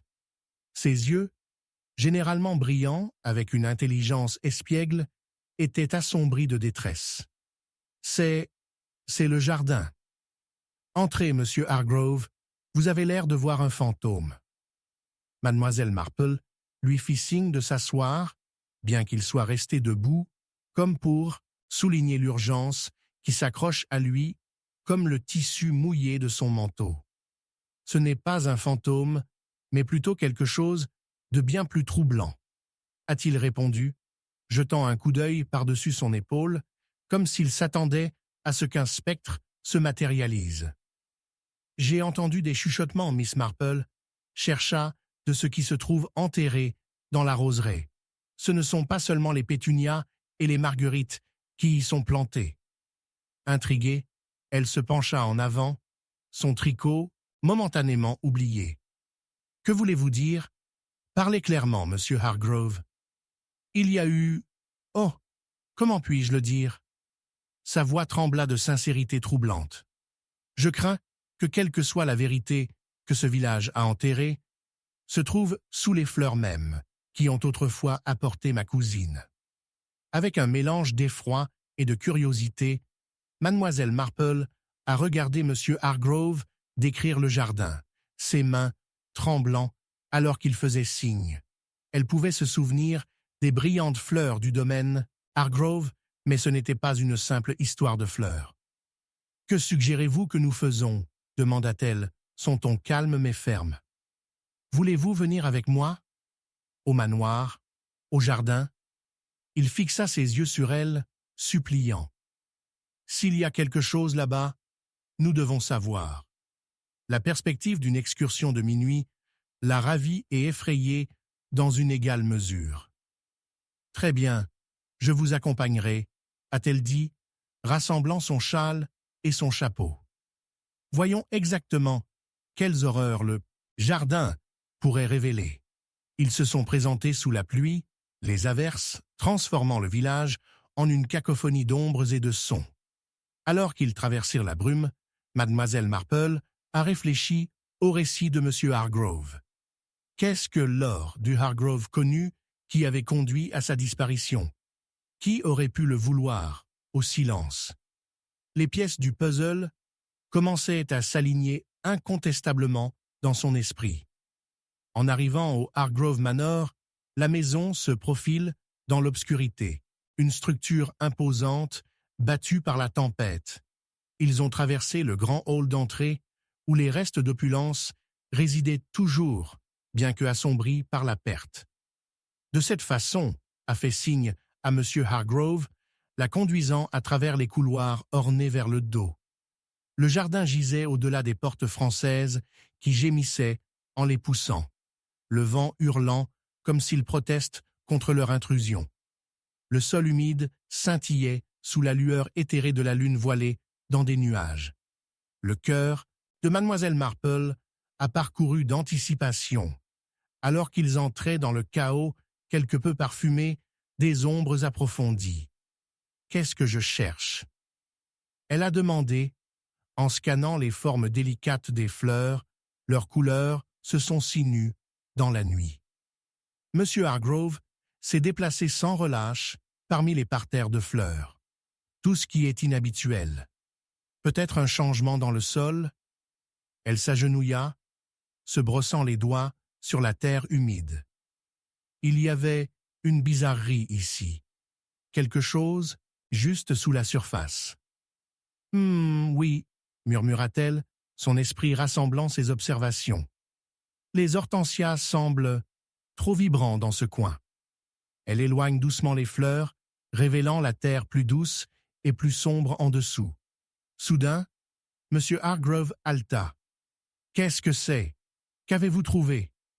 Les doigts de Mademoiselle Marple ont travaillé rapidement, déterrant le sol du patch qu'elle soupçonnait. Une lueur métallique a attiré son attention, surprenant dans le verre luxuriant. Avec une détermination minutieuse, elle a révélé ce qui semblait être un médaillon rouillé, porté par le passage des années, mais sans équivoque, avec une lettre initiale M. Mais c'est... M. Hargrove vacilla, sa voix tremblant. C'est initiale de Margaret. Margaret Hargrove, la femme de mon cousin. Mademoiselle Marple senta son cœur à la poitrine. Margaret avait été une figure importante du scandale entourant Lord Hargrove, une femme connue pour sa beauté, mais accablée de rumeurs de découragement. « Il ne serait pas enterré ici sans but », a-t-elle affirmé, des pensées tourbillonnant de possibilités. « Que voulez-vous dire? Qu'est-ce que cela signifie ?» Sa voix était effrénée, les yeux écarquillés. Cela indique que Margaret a peut-être eu des secrets, des liens avec la mort de votre cousin, a expliqué mademoiselle Marple, inspectant le médaillon plus loin, les mots enroulés dans son esprit comme un serpent qui attendait pour frapper. Vous voyez, monsieur Hargrove, nos enquêtes doivent maintenant se tourner vers Margaret. Il y a de l'urgence dans son silence. Mais avant qu'elle ne puisse terminer, un bruit soudain a brisé la nuit. Un grognement bas, une buisson épais, bruissait de façon inquiétante à proximité. Les deux se sont tournés, réussissant à peine à saisir une silhouette de Peering avant de s'éloigner dans le voile du jardin, la silhouette indubitable d'un homme. Qui était-ce? Monsieur Hargrove chuchota, redoute masqué de peur. Le regard de mademoiselle Marple s'est durci. Nous allons bientôt le découvrir. Quelqu'un nous regarde, monsieur Hargrove, et j'ose dire que nous sommes près de découvrir plus qu'un simple murmure ce soir. Alors qu'il regardait le cœur du jardin, les échos de vérité cachée se répercutent entre les pétales. Mademoiselle Marple a senti une bobine resserrée de mystère qui se déploie à l'intérieur, la vérité faisant lentement surface des profondeurs. Ce qui est enterré dans ce jardin était beaucoup plus profond que le sol et les racines. C'était le dénigrement des secrets qui pouvaient envoyer des ondes de choc dans tout le village. Et pourtant, comme un linceul d'incertitude frissonnant est tombé au-dessus des fleurs, éclairées par la lune, une question persistait.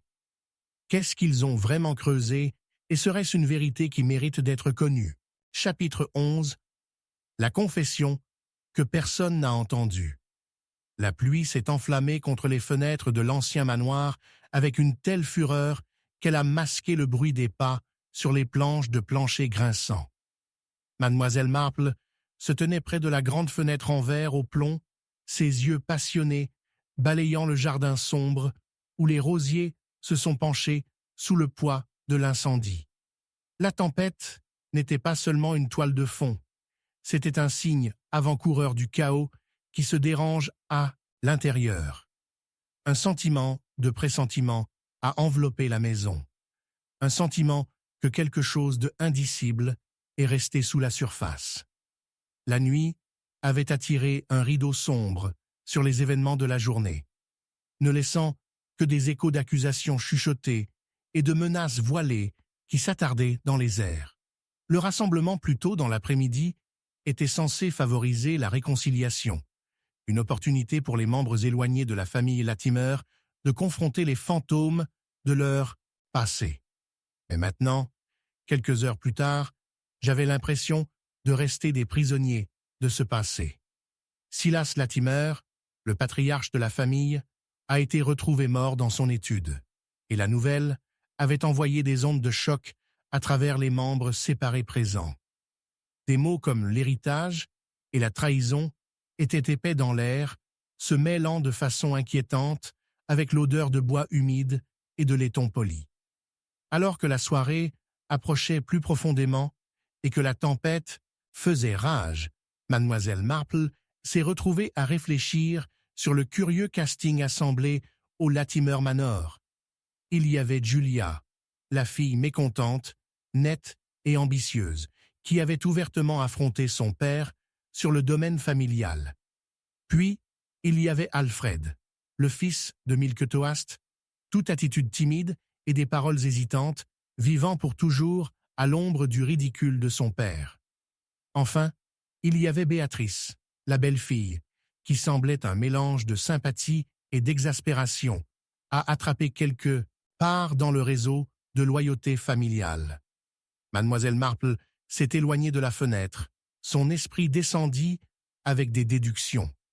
La mort soudaine avait été masquée de scandale et de tumulte, et elle ne pouvait pas secouer le sentiment que la vérité était juste loin des yeux indiscrets. Souvent, elle est entrée dans l'étude où Silas avait passé ses derniers moments, l'air toujours épais, avec un mélange de fumée de cigares et les restes doux amers des tensions antérieures de la soirée.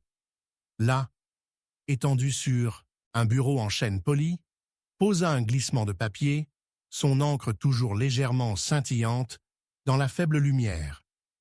Sans s'inviter officiellement, Julia, la fille, est apparue à la porte, sa silhouette, un contraste frappant avec le brillant éclair à l'extérieur. « Qu'est-ce que tu fais ici, mademoiselle Marple ?» Elle a mis au défi, sa voix nette, mais cachant à peine un tremblement d'anxiété.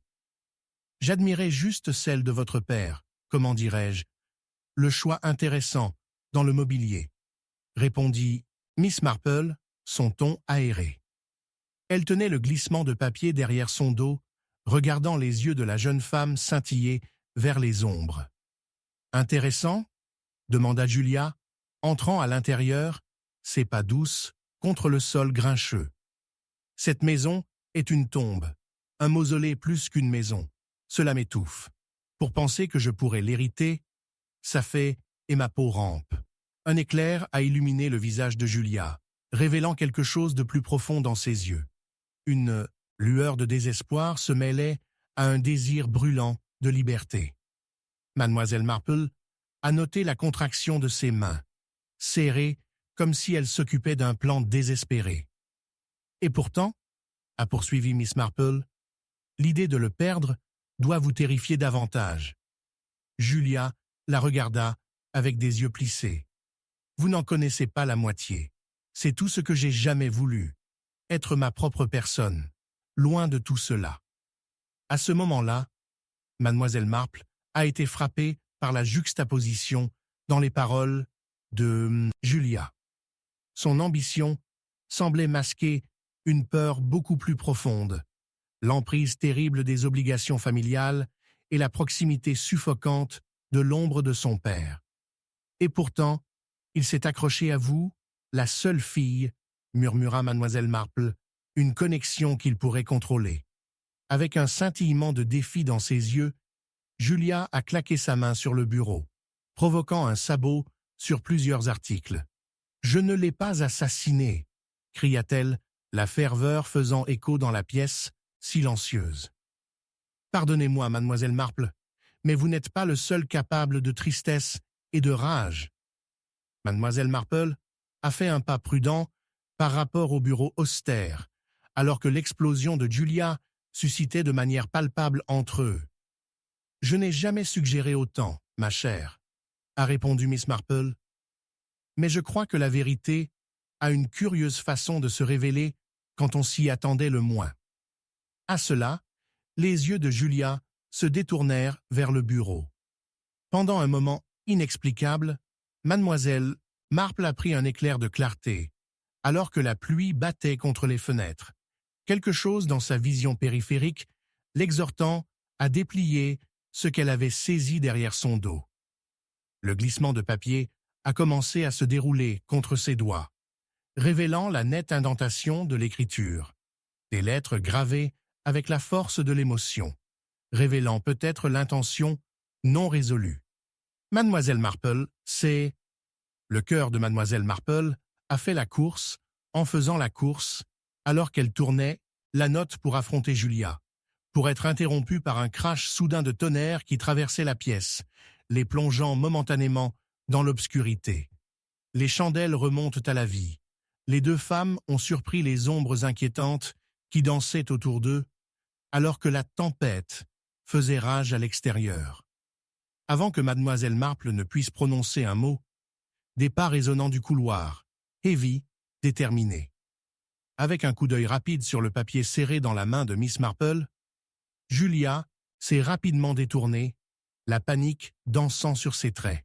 « Cachez-le !» siffla-t-elle, sa voix à peine au-dessus d'un murmure avant qu'elle ne recule dans l'ombre.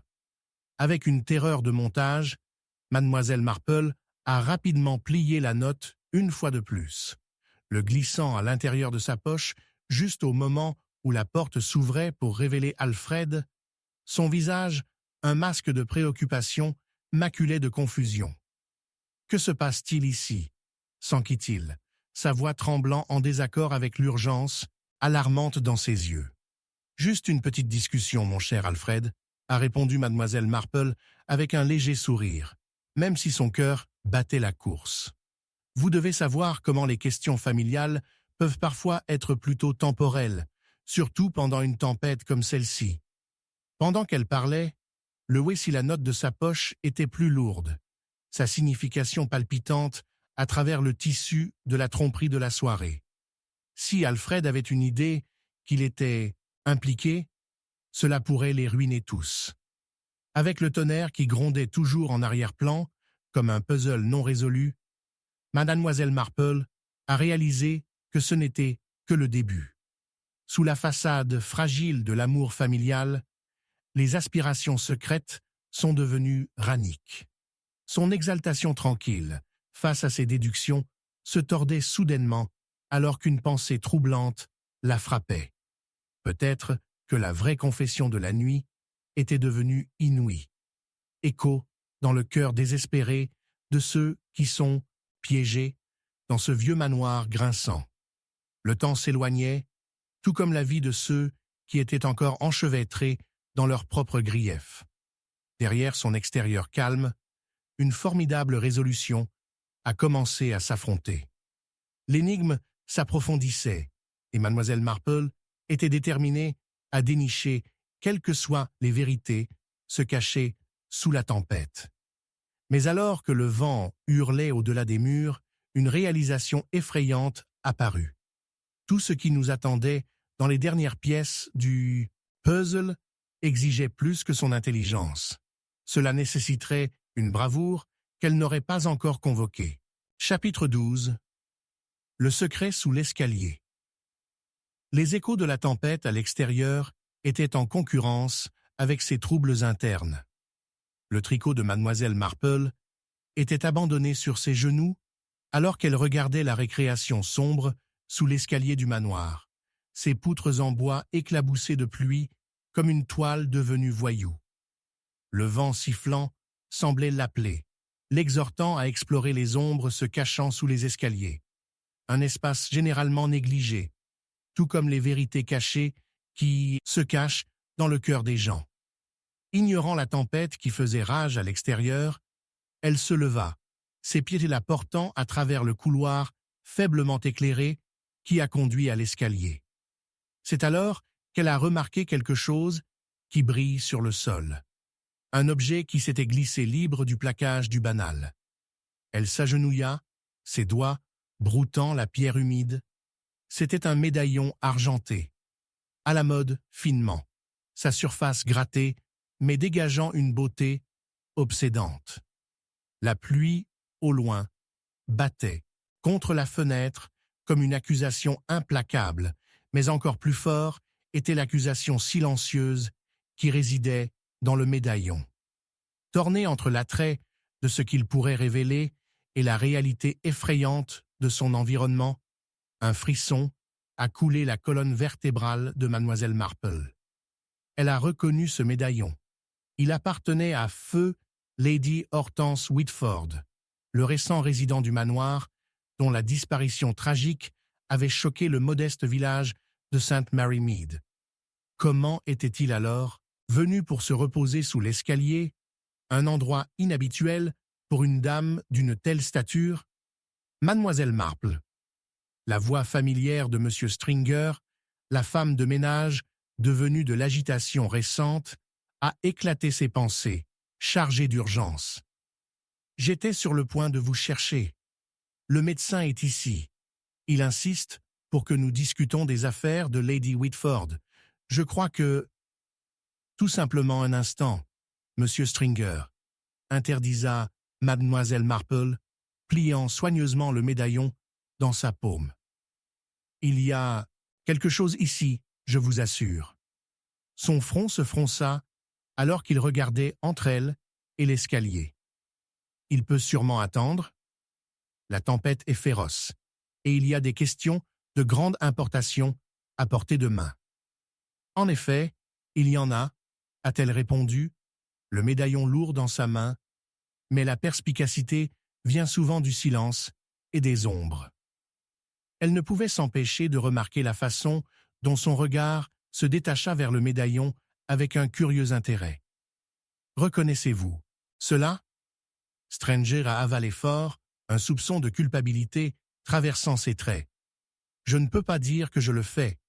Mais là encore, tant de gens ont pillé le manoir après son décès. Tout était en plein désarroi. Pillant ou sabordant, comment peut-on dire? Certains prennent ce qui est le plus précieux, d'autres qui intriguent simplement, songea-t-elle à haute voix, son esprit se déchaînant dans les complexités de la nature humaine. Les simples objets peuvent contenir plus que leur poids dans les secrets. N'est-ce pas le médaillon de Lady Whitford alors? Il s'aventura à nouveau, un soupçon d'impatience se glissant dans sa voix. C'était le sien, à part ceux qui pourraient le réclamer maintenant, comme Madame Bess, l'un de ses derniers compagnons. Elle a rappelé le ton saccharine de Madame Bess, qui a rempli la pièce de fausse chaleur, mais ouah, les motivations oses sont restées sombres comme la soirée à l'extérieur. Les traces lourdes du docteur Fitzwilliam ont fait écho, dans le couloir, un contraste frappant avec le délicat frisson Miss Marple se sentait à travers ses os. « Ah, mademoiselle Marple !» il a déclaré en entrant, brossant des gouttelettes de pluie de son manteau. « Alors que la tempête nous lance contre nous, nous devons affronter la vérité plus mélancolique. Nous avons un corps qui reste non réclamé et des secrets qui refusent de rester cachés. La mort de Lady Whitford est en proie à des complications, n'est-ce pas? Répondit-elle, rencontrant son regard, sérieux. Complications? J'ose dire que c'est un labyrinthe, il murmura. Pourtant, la cause?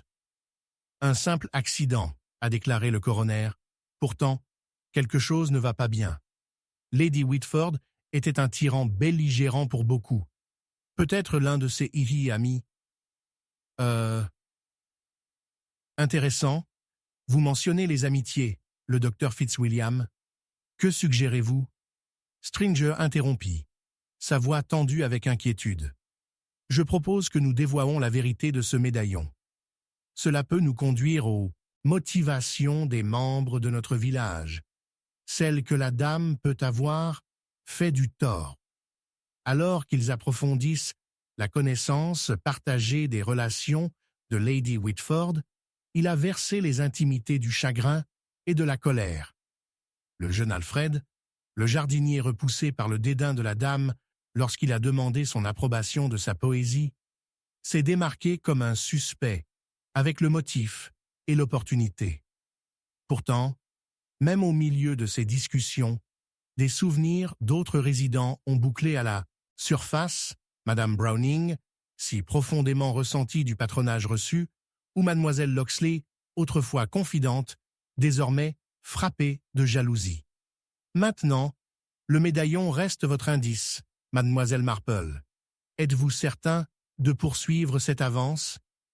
Fitzwilliam a demandé, un sous-jacent d'inquiétude quittait son ton alors que la pluie recommençait à tonner, en jetant des ombres qui dansaient à travers les murs. Très certaine, chuchota Mademoiselle Marple en se tournant pour descendre l'escalier sombre, son cœur battant, avec anticipation et effrayante. La tension s'épaississait dans l'air, chaque pas faisant écho à sa résolution croissante. Elle pouvait le ressentir, le prisme de la culpabilité, du désir, ou peut-être de l'aimer entrelacé dans les cordes de l'émotion humaine, la conduisant à la porte même du danger. Soudain, le sol grinça de façon inquiétante, et à travers le coin de son œil, elle a aperçu quelque chose, ou quelqu'un, dans l'ombre sous l'escalier. C'est à ce moment qu'elle savait qu'elle n'était pas seule. Avec un cri d'horreur haletante, elle est tombée en arrière. Qui est là? C'était une question qui se raccourcissait sur un précipice, et l'obscurité n'a fait que s'améliorer en réponse. Un murmure a commencé à tisser à travers les ombres, et il a tenu une terrible familiarité. Cherche la vérité, mademoiselle Marple, mais vous préparez-vous. La réponse ne réside pas dans le tangible, mais dans ce qui est caché. Un froid la traversa alors que la voix s'estompait, et sa curiosité résolue se battait férocement contre la vague de danger qui menaçait comme la tempête dehors. Alors que Dredd enveloppait l'air, Mademoiselle Marple a regardé dans l'obscurité de l'espace caché sous les escaliers, sachant qu'elle était un pas de plus pour démêler un mystère imprégné de sang, de secrets et de l'innocence. Avec la peur et l'intrigue qui se battent dans une égale mesure, elle se pencha en avant, trop consciente qu'elle était au bord de quelque chose de monumental.